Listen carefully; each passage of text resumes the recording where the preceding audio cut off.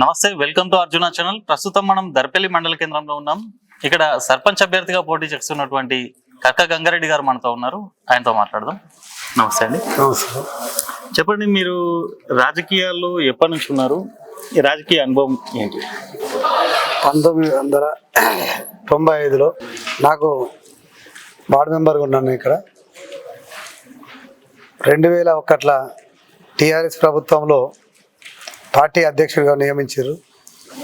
2006లో TRS జెడ్పీటీసీగా గెలిచిన.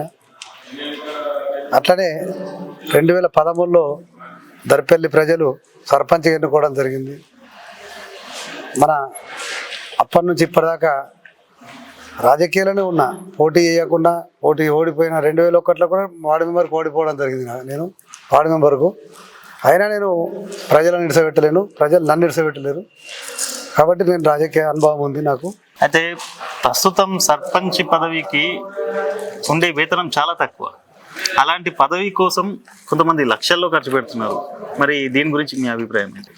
వేతనం గురించి కాదు మనం చేసేది, ప్రజా సమస్యలు, ప్రజలకున్న ఆవేదన అవన్నీ నాకు తెలుసు. కాబట్టి దాంట్లో నేను దేవుడిచ్చిన వరం లెక్క, దేవుడిచ్చిన కృపతోటి కొంత ప్రజల మన్ననలు పొందాలన్న ఉద్దేశంతో నేను సర్పంచ్ చేయగలుగుతున్నాను.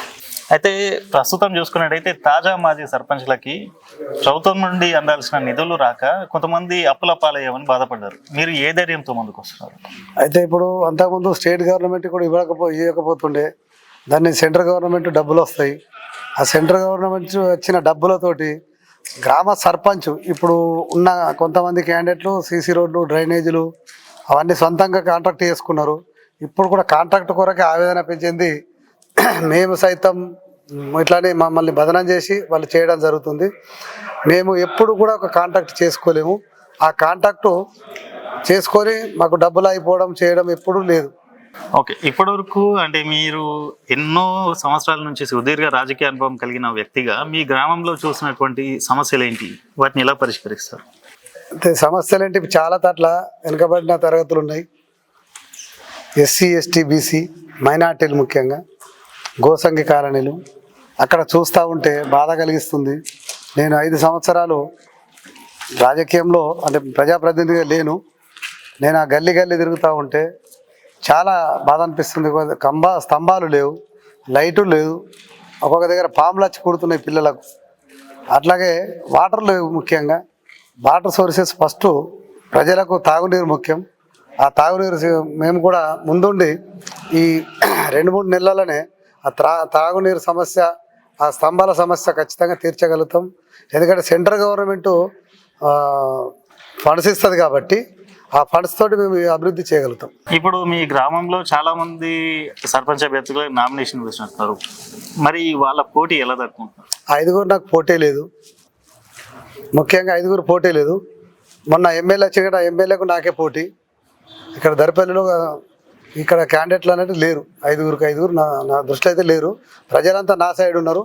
అయితే మీరు గ్రామంలో చాలా సమస్యలు ఉన్నాయన్నారు. మరి గత పాలకులు పరిష్కరించలేని సమస్యల్ని మీరు ఎలా క్లియర్ చేస్తారు? అంటే దాన్ని నేను ఒక రాజకీయ అనుభవంతో ఆ నిధులు ఎట్లా సద్వినియోగం చేయాలా, దాన్ని ఎక్కడెక్కడ చేస్తే బాగుంటుంది, అది నాకు కొద్దిగా అవగాహన ఉంది. కాబట్టి ఆ అవగాహన లేని వారు అది నిధులు సర్పంచ్ గెలవంగానే దానికి గాలికి వదిలేసి ఆయన ఏం చేసిండో ప్రజలకు తెలుసు. ఆయన చనిపోయింది కాబట్టి ఆయన గురించి నేను మాట్లాడదలుచుకోలేదు. ఈరోజు చూస్తూ ఉంటే మన దగ్గర కేసీఆర్ కట్టించిన డబుల్ బెడ్రూమ్ ఉండేప్పుడు ప్రభుత్వం కట్టించిన డబుల్ బెడ్రూమ్లు ఉన్నాయి. అందులో కాంగ్రెస్ ప్రభుత్వం మొన్ననే ఒక ఎలక్షన్ కోడ్ రేపు వస్తుందనగా ఆగమేఘాల మీద ఎమ్మెల్యే గారు వచ్చి పంచడానికి వస్తే ఆయనని తరిమి కొట్టడం జరిగింది. ప్రజలు, అదే ప్రజలు బీదవాళ్ళు ఎందుకు ఆయనని గెలిపేసిండ్రంటే ఉన్నవారికి వచ్చినాయి. మళ్ళొకసారి ఎమ్మెల్యే గారికి కూడా విజ్ఞప్తి ఏంటంటే అది మళ్ళీ ఒకసారి రీసర్వే చేసి ఎవరెవరికైతే ఉన్నాయో, ఎవరెవరైతే ఇక్కడ పుట్టి పెరిగిన వాళ్ళు ఉన్నారో వారిని తీసేసి ఇక్కడ పుట్టి పెరిగిన వారి బీదవారికి ఇవ్వాలని నేను డిమాండ్ చేస్తున్నా. అట్లనే రోడ్లు, లోకల్లో కూడా రోడ్లు, డ్రైనేజీలు బాగా ఇబ్బంది ఉన్నాయి. అది గ్రామ పంచాయతీ నుంచి కానీ కేంద్ర ప్రభుత్వ నిధులతోటి కానీ ఎంపీ గారి సాయంతో నేను ఖచ్చితంగా డెవలప్ చేస్తా.